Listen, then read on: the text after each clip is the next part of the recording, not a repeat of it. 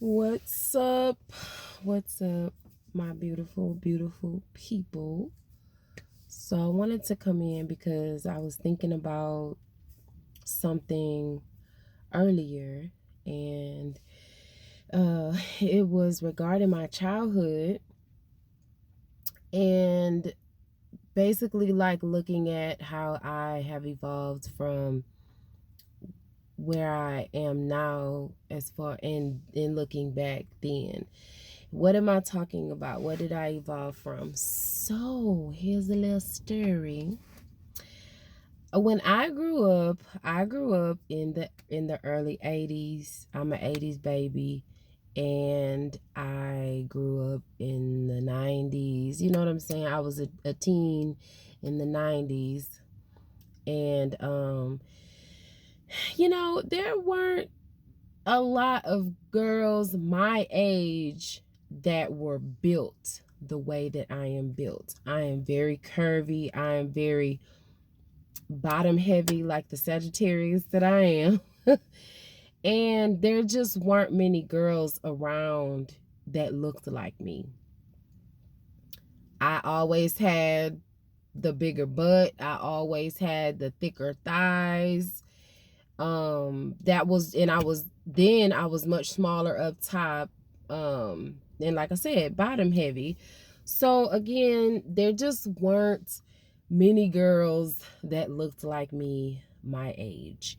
And that definitely brought in a lot of different energy that I had to deal with at a very young age, being preyed on by older men, and also being compared to my skinnier or leaner cohorts.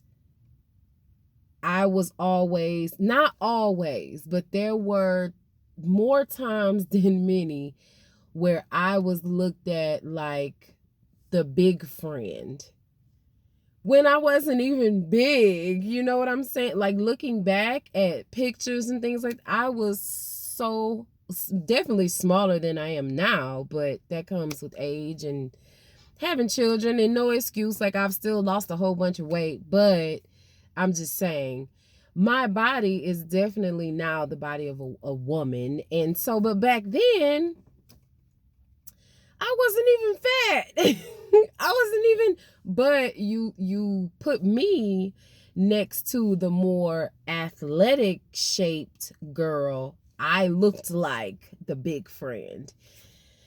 And I've had adults in my life that would say, you better make sure that you stay active, or you go end up like the women in your family, all big, and just a lot of negative words were just put my way when it came down to how I looked. And don't get me wrong, yes, being a thick girl, I feel, in my opinion, started to be popular in like the late 90s, maybe 2000s, when you start getting into the first video that comes to mind is like Tip Drill, when Nelly had them thick ass chicks that was like one super thick in that video. And it just seemed, and then Trina, was kind of representing for the thicker girls. But me growing up, thick was not glorified like it is now. If you go back and you look at some of the videos from like the 80s, early 90s, the women were not thick. They were not. So even having a representation on media, I offhand cannot think of one thick, and I mean curvy, voluptuous woman that was like big in the media around those times. I mean, slide in the comments, let me know if I'm overthinking it. I cannot think of any at this moment. So being thick was not always the thing. It's a thing now, and to me, it's like I've been thick all my life. Like, that's all. And women are going under the knife to be built the way that I'm built. But what I'm getting to is it caused a lot of body images, negative body images in my head. I don't know what you call that. It's just like I had a negative body image. You know, for one, being preyed on by older men and even succumbing to a lot of that preying that was put on me. And that definitely made me feel some type of way about being a thicker, curvier woman. It definitely put in mind first thought all men are ever going to want is sex. And that's what I thought then, because so many men were preying on my body. And another thing too is that having so many people, and it, like I said, it wasn't a lot, but you know, a lot of times in your childhood, you internalize, it could be a few negative things said and it will overshadow all the positive shit. So I'm not saying that I didn't have a good child. I had a really good childhood. I did experience some things, but overall, I did have a good childhood. So it wasn't like people were just bashing me every single day. But the people who made comments about my weight back then, and I wasn't even big, it caused me over time to have some negative body images. And so it took me a very long time to get to a place in my life where I'm like, okay, I'm confident with where I am. Even when I was tipping the scale at over 300 pounds, I was depressed.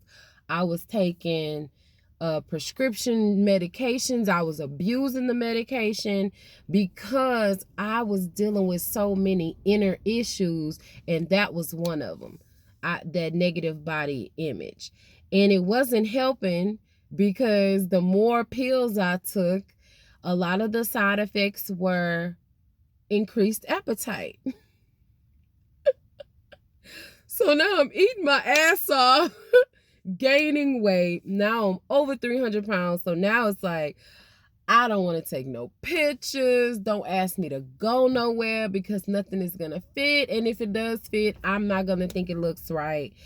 You know, and so once I began the journey that I'm on now with like self-love and, you know, building my own self up, speaking positive words, affirmations to myself on a daily basis, I can honestly say that now my self-image is a whole lot better than what it used to be. Now, I ain't gonna lie to you. Do I still have my days when I look in the mirror and I'm like, bleh? I do. And that's real talk.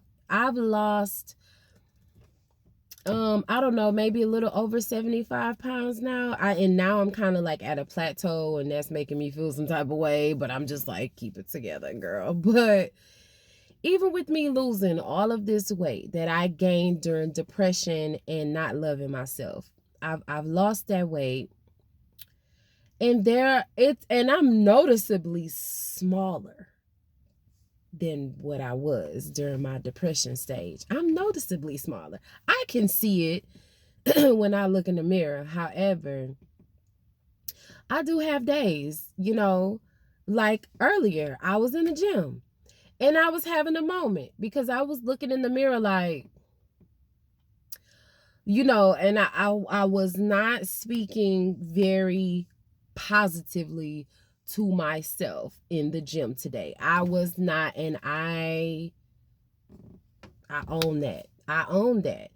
And I don't look at it as something that I need to wallow in sorrow about myself. That's not how I look at it. When shit like that pops up and I ain't been dealing with that shit and it pops up and what seems like all of a sudden, to me, that just lets me know, okay, time to work on it. Time to work on it. Maybe it's something else. You know, sometimes you can work on things and you think you done with it, but really you just worked on a piece of it. and you got to think of it as a whole. So you only worked on a piece of the whole, but you still got all these other parts over here.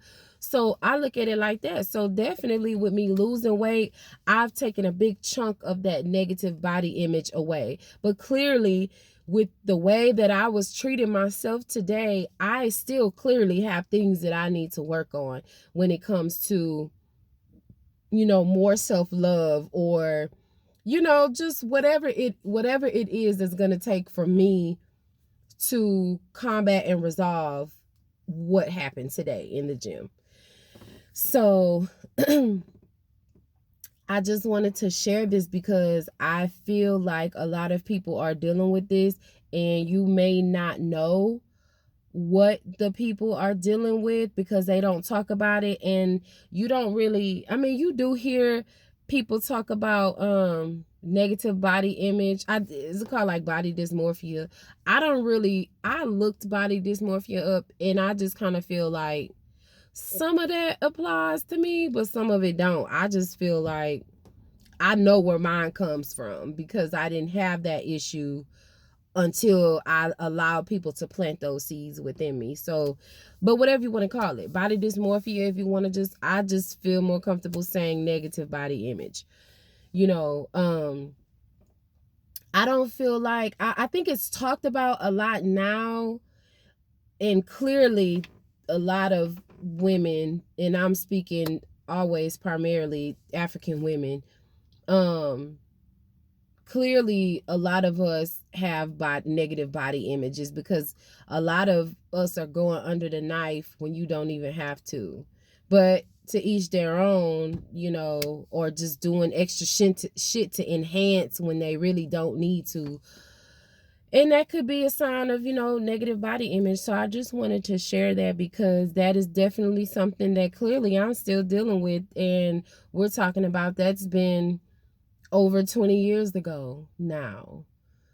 I can't pinpoint the very first time it happened, but clearly thinking back, I was little. I was probably, you know, an adolescent, definitely a child. And here I am now, you know, and still that comes up. So I'm just here to say, continue to speak positively to yourself. Continue to speak loving, sexy, motivating words to yourself. This shit is a daily work, walk, journey, path, whatever the fuck you want to call it. This shit don't stop. And as much work as I do, there's still more work to be done. So just be patient with yourself. What happened with me today, I could have easily, you know, went home and just went into a sunken place and just felt pity. But I'm not that person anymore. When shit like this comes up, it's like, let's go to work. It's time to go to work. So I'm about to go in the house. I'm about to pull out some of my chakra books. I'm about to pull out some of my journals. I'm about to pull out some of my sigils that I created, light a candle, whatever the fuck I gotta do. But we about to work on this shit because certain things, it's just time to level up and it's time to move shit out. And that what I was feeling today needs to get the fuck out because I've made way too much progress for that to just appear what seems to be out of nowhere. And I'm like, oh, hell no. We finna work on this. So the motherfucking marathon continues, bitch. Ashe the Nipsey. Ashe. So the marathon continues. So with that being said, love on yourselves. Be kind to yourselves. And I'm about to go ahead and do this work. All right, y'all. Peace.